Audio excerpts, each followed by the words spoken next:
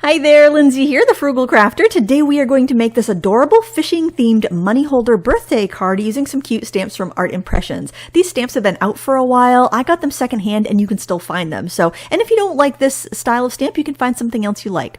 I'm using Memento ink because I'm going to be coloring these with alcohol-based markers, and Memento ink won't smear if I color with markers over these. If you want to use a water-based marker, you just would want to use a waterproof ink pad. So just keep that in mind to match your ink pad to the color medium you wish to use.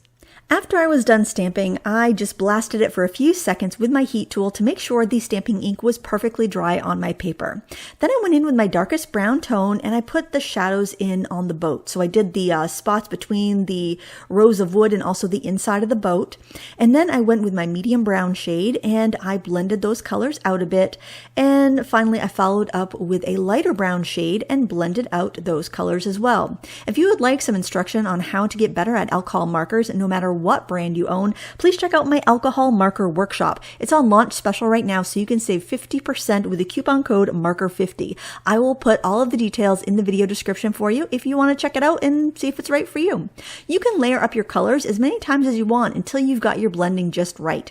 Oh, and a word about the cardstock I used here. I'll have everything linked down below, but this is Nina Classic Crest Solar White Super Smooth cardstock. It is really excellent for stamping and marker blending, but there are other options that you can use. Smooth Bristol paper works really well for that, and that also works good on water-based markers too. Now I grabbed my papers that I'm going to use for my card just to get some ideas on what colors I might want to use. Now this stamp has kind of a free-form little kind of puddle at the bottom there, so I wanted to give it a little structure, so I just used some shades of blue to spread that out a bit. Now I'll be cutting this out with my Brother Scan and Cut machine, and it does a great job at recognizing this blue patch as its has its own area, and you'll see that in the finished card when we go to put that together. It's so fun to layer up your alcohol markers, and if you have a nice quality cardstock, you'll find that they almost blend themselves. So if you're struggling with the markers you have, maybe switching up your paper will make a difference for you.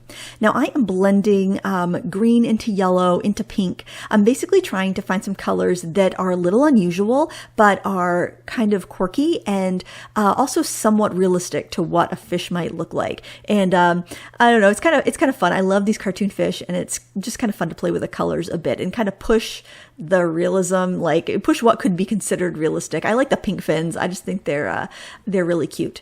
And the brushes that I'm using are the Sanjoki markers that I recommended in my holiday gift guide. They, at the time anyways, I have no idea what they are now, but they were a really good price, and they come in a carrying bag, and really you just can't beat them. So I've been recommending those a lot these days. I also think they're a really good gift idea if you've got a teenager who is really into like graphic arts. Maybe they want Copics and they're out of your budget, or you just can't get that big of a pack of Copics.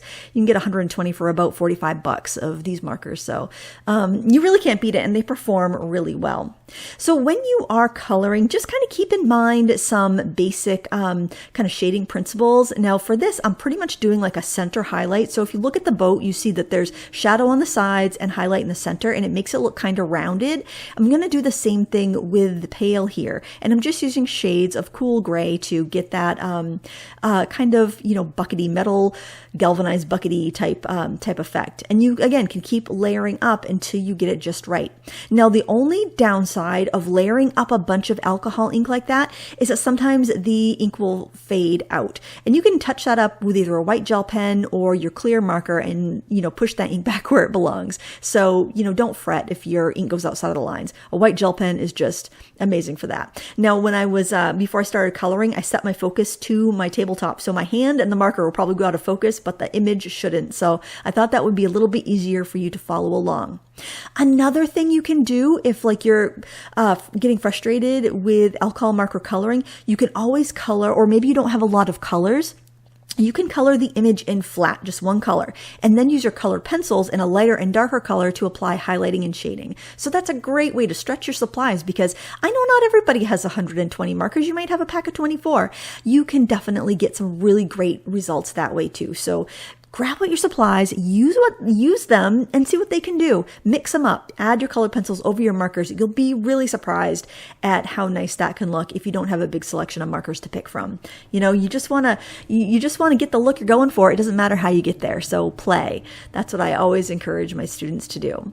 I kept reusing the same colors. So I used like the red from the fish on the man's shirt. I used the green from the fish on the other man's shirt. I just tried to recycle the colors as much as possible in a project because that gives you color harmony, which means everything matches, right? That's why I look at the paper before I start coloring to make sure that whatever I'm coloring is going to look nice with the final papers that I've already chosen. So one of my biggest pieces of advice is when you're making cards to choose, or scrapbook pages, choose your pattern paper first. And then you'll have a color palette to go by, because it can be frustrating if you spend all this time creating a beautiful card front, like you've spent all kinds of time coloring and then you don't have any pattern paper to match it. It's easier if you can find the paper first and then color so that it looks nice with the papers that you chose. And the blues are kind of like that I chose, the blues and greens are kind of a little desaturated and neutralized anyway, so it does give me a little bit more of an option there as to what to pick. But, you know, I wouldn't want to go with colors that were too far off base.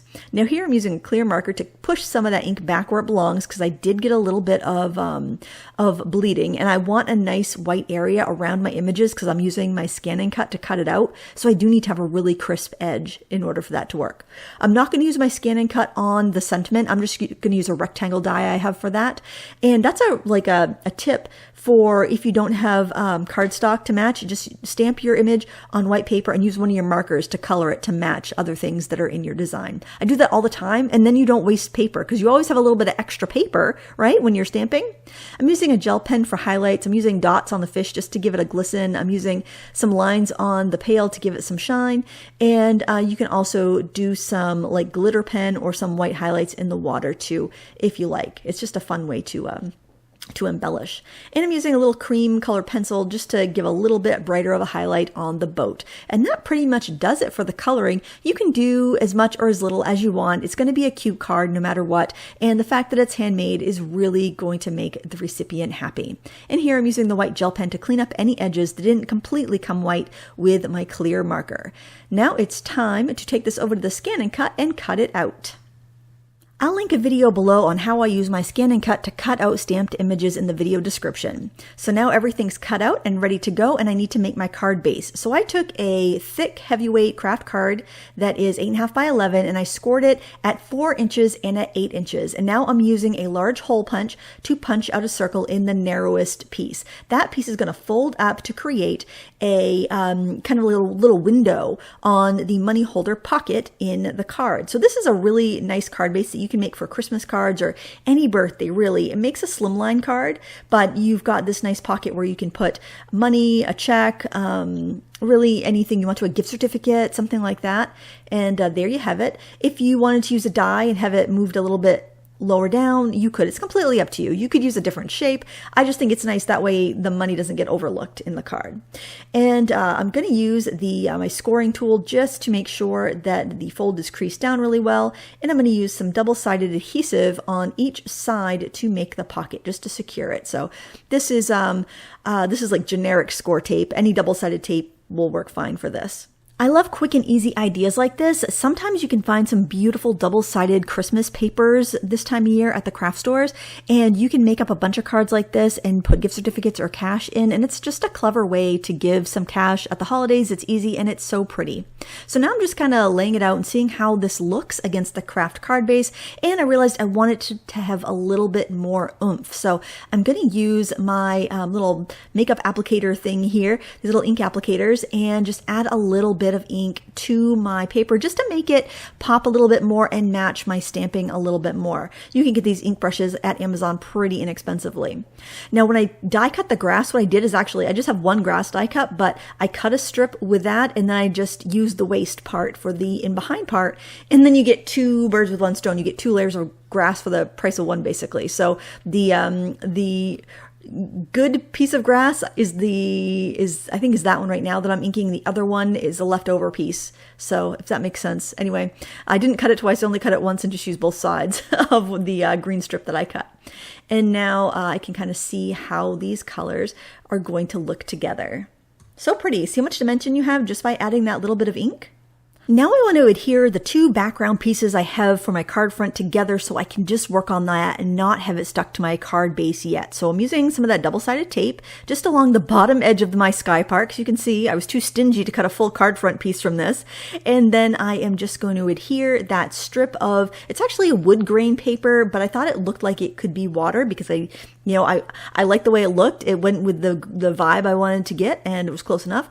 And I'm just going to hold that in place over my card base so I can line it up so I have a nice, I would say, 1/4 inch, 1/8 of an inch to a 1/4 inch border.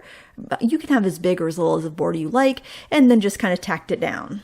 I set the card base aside, and now I'm just going to put everything onto this card front. And I've got these 2 pieces of grass, and I think you're probably going to learn how stingy I am with my paper supplies during this card, because you can see, I'm just seeing how far can I put these apart and layer them up without actually showing a gap between them. And I think that looks really nice, having the darker grasses in behind. So now I just need to glue that down and then start adhering the other elements to the card. I'm using regular double-sided tape for the fishing boat guys because that's got to be kind of flat to tuck underneath the grass there. And, if I planned better, I would have stuck that down first. Then I'm using some thin foam tape for the little bucket of fish. And then I've got the trusty old yellow foam squares, friends. Do you remember those? The yellow foam squares that have been with us on our YouTube card making journey for the past 12 years? They're multiplying. They're multiplying in the drawer. That's the only way I can describe how I still have this stash 12 years later. I don't know. I can cut them down smaller if I need to, like for the fishtail there, because I don't like to have like little pieces dangling too much because they can tend to like snag on envelopes and just get really worn. So I just put that in. And by the way, when I put a sentiment in this card, I just used a little colorful paper clip to clip it to the little pocket inside. That way they can reuse the card if they want to. And yeah, I think that looks really cute. Now for embellishing this card, the reason I wanted to keep the card front separate is because I wanted to use some of these really cute little eyelets that I had from, I think it's, Eyelet Outlet, I believe is where I got these. I used my crocodile hole punch to punch holes and set these little eyelets, although the metal is so soft you can set them with a pen cap, so it's kind of cool. At this point, I thought I was done with the eyelets, so I decided to adhere it onto my card base. I was wrong, however, I did decide to add some more brads afterwards. So, just make sure that you're done adding brads and eyelets before you adhere it down to your card base if you don't want to see the brad legs poking through the middle of your card. Hey, it's like, don't quilters put mistakes in their quilts to prove that they were handmade? Something like that? I don't know. At this point, now that card front is securely down onto my card base, I realized that I desperately needed some buoy brads on my card. That was just the perfect embellishment, and how could I own buoy brads and not use them on this card? And so I used my Dollar Tree pokey tool to poke various holes through all the layers and attach my little buoy brads. But then I just justified it saying that, well, my sister's a crafter, that's my nephew's mom, if she might want to take the card apart and reuse them. So that was my justification. So I just, I planned it that way, you see? I don't know if she bought it, but hey, she thought the card was cute, and my nephew enjoyed it as well. So he's an avid fisherman, and I don't know, I thought it came out pretty cute. I have one more tip to share with you, and I think this is totally worth watching the video the whole way through, and this is to use markers, if you have a good collection of markers, to use them to color in any negative space inside your stamped image, because I use a scan and cut to cut my images out, and sometimes you'll even have a die cut image where it doesn't cut everything out. So what I did was I just looked at the background paper, I chose markers that were really close to the colors in the background, and I colored in the negative space. You may have to layer a couple markers on top of each other to get the right color, and I highly recommend testing the markers on some of your scrap paper, that the waste part that you would have left over after cutting out your images, so you can test your colors. But it works great to get a better look. It looks better than just having that white there, even if it's not a perfect match. But by the time the marker ink dries, it is pretty darn close, and I think it looks absolutely wonderful. You can layer up your grays over your brighter colors to get just that right tone, and yeah, I'm really happy with the way it came came out. So I'll share a photo of the finished cards so you can take a look at it. I hope it inspires you to make some cute cards for your loved ones. And I want to thank you so much for watching. Just a reminder, if you're interested in my marker course, my alcohol marker workshop, you can use the coupon code MARKER50 and save 50% off during the launch time special. You can find all that information in the video description. Thank you so much for watching. Please give me a thumbs up before you go. And until next time, happy crafting.